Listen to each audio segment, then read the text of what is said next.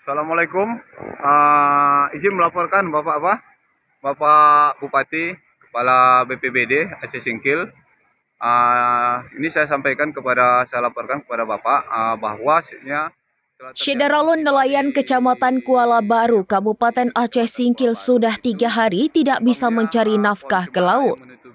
Akibat muara Kuala Baru sebagai satu-satunya alur pelayaran keluar masuk laut di Desa Kuala Baru Laut tertutup pohon cemara tumbang. Peristiwa pohon tumbang itu terjadi sejak Kamis 11 September 2025 pagi. Upaya menyingkirkan batang kayu yang dilakukan Panglima Laut bersama warga belum membuahkan hasil hingga 13 September 2025. Kayu yang tumbang akibat abrasi itu cukup banyak dan besar. Kemudian posisinya melintang ke tengah muara Kuala Baru sehingga menyulitkan pekerjaan. Nahas kejadian itu bukan hanya menyebabkan nelayan Kuala Baru tidak bisa melaut, tetapi nelayan yang sudah terlanjur ke laut tidak bisa pulang ke kampung melalui muara. Sekretariat Panglima Laut Kuala Baru Adamir mengatakan dalam sebulan ini sudah 2 kali muara di daerahnya tertutup pohon tumbang.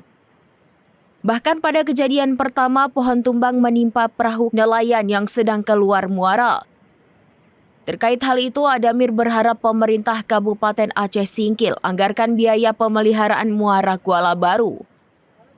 Menurut Adamir, anggaran tersebut akan digunakan pihaknya membersihkan pohon cemara yang hampir tumbang akibat abrasi.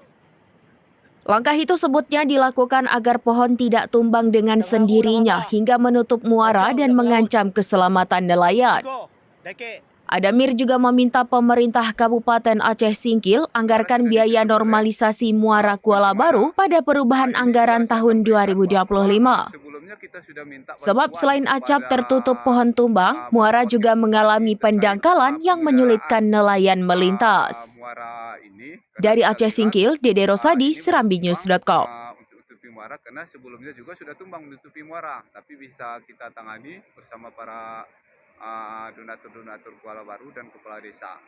Download Tribun X sekarang, menghadirkan lokal menjadi Indonesia.